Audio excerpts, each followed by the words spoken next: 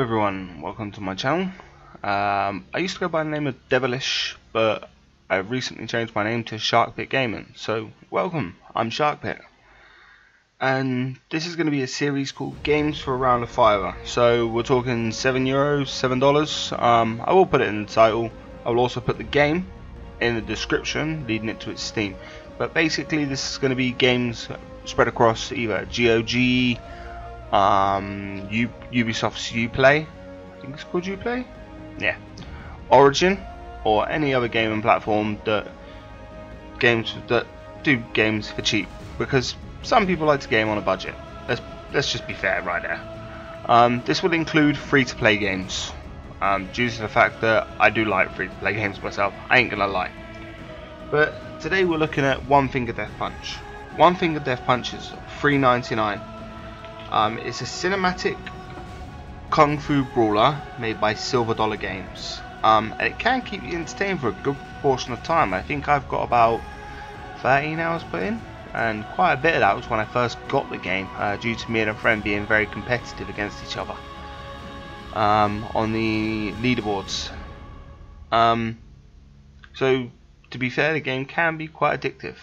It has 21 different skills, and I'll explain those in a minute, and 250 stages in the level part of the game. I was going to call it a campaign then, but it isn't. Including a survival mode, which is very fun. That's where I spend a lot of my time when I used to play the game. But as I said, I think I said it's $3.99. So, but just remember this: every press matters. Button mashing can mess you up big time in this game. You can play it with a mouse, or you can play it with a controller. Today I'm going to play with a controller, just because I feel more comfortable sometimes playing with a controller than I do with my mouse and keyboard. So with that being said, let's get started. I'll go straight away into the skill section, show you that. As you can see, these are all the levels. If I zoom out, you can see there's absolute shite ton of them. As you can see on the left hand side there, where it says the perfect 0 misses, it means I have 15 enemies in a mob round to fight against. I only have 1 life, and I made 0 misses, so I got a perfect for it.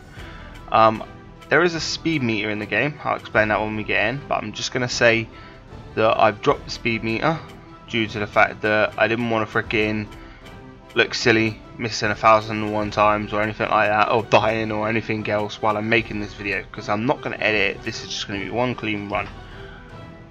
With that being said, I'm going to go show you the skills now. Right, so these are the skills. As you can see,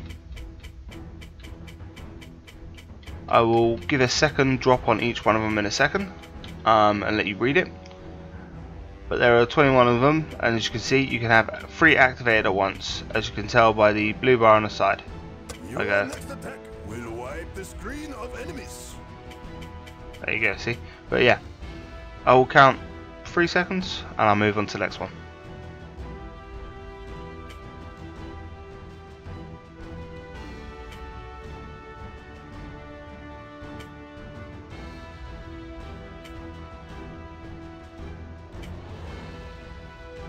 Now, some of these skills are very handy in survival mode.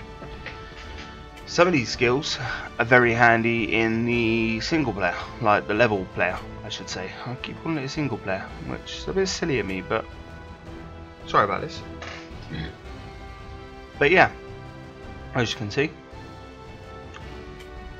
there are many skills to choose from. I think I've got light 'em up, bow has additional arrows, and deep impact. So as you're scrolling through, you'll see what they do and how they do it. But as I said, different skills come better in different scenarios and situations, so you can mix match, switch it up between. I think that last one I was a bit quick, but sorry in my life that. But as you can see, what I'm going to do today is I'm going to show the light sword round, the retro film round, and the nunchuka round. Nunchuka? Nunchaku? But we'll do the light sword round first. In survival mode, after every 100 kills, a light sword round or a nunchuck round will start. When you're doing said round, Damn, I have done quite a bit, haven't I? I played this in fucking ages. But when you get to 100 in survival mode, it unlocks Fireball and Nunchaku. Then you get the health packs after every 20 enemies killed. But it gets progressively faster, unlike what you'll see in this mode now. As you can see, the speed is up in the top corner. For me, it's simple B and X. I'm not going to show you this. Obviously, you're not going to see the skills in this round. But because I'm playing with a controller, it's much easier. As you can see, health bar down the bottom. It combos per amount of enemy killed in quick succession. And I think it goes up by a certain amount and then it stops and starts again. But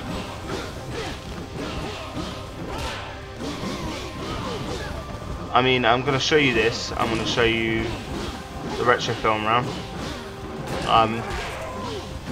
and explain some of the different enemies that you get. You get brawlers, which are kings, which you should see one now. And as you see, you got a button slashing mode. Smashing mode. But as you can see, I missed one, so that should be 2 misses. What? What? Okay. But right. Let's go to this mob round. There's only 3 there. 30. Easy. But right. Grey enemies take 1 hit. Different colour enemies will have different things. As you can see, brawlers have a button mash setup that you have to do. So, see? But as you can see, those enemies is blue, red, blue, blah, blah, blah. Oh, piss off. Again, that was my own fault. So that's what happens if you button mash. You're too quick, basically. So, it leaves you open for attack for a second.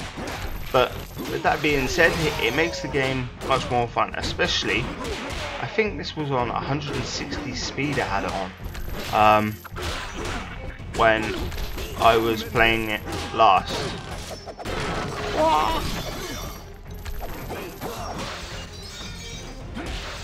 Bang.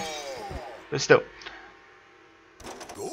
with each level you go up, you unlock more and more and more. You get unlocked skills, blah blah blah. As you can see, I've got levels leading everywhere that I still need to do. I have been kind of lazy when it comes to. Sorry about that. Yeah, it's late night here. It's like, ooh, talking 20 past 1. I thought the series came to my head while I was slowly getting ready to go to bed, you know what I mean, winding down for the night, checking the old internet out and just fucking reading crap. But as you can see, dagger round, boss rounds, more skill down on the left there. It's a very fun game. I would recommend it, highly recommend it actually. For its price, well worth it. Silver Dollar Games have made quite a few games on the Xbox 360 when they had their massive indie title fucking buy games for like 80 Microsoft points, or I think it was like 80 or 200. And let's be honest, most of the games were a pile of shit, but there were a few hidden gems in there. Let's just say that. Played quite a few good ones in there. Spent quite a bit of money on those as well, I'm not gonna lie. But yeah, I'll leave that there. I will try post these up weekly. So that'll be what, 4 games? 4 games a month. Maybe more often, depending on how it picks up. But I'd like to say a big thank you to anyone that watches this video. If you enjoy it, leave a like, leave a subscribe. Constructive criticism is always a welcome. And I wish you a merry old day, or a merry old night in my case. So you have a good one, look after yourselves, and peace.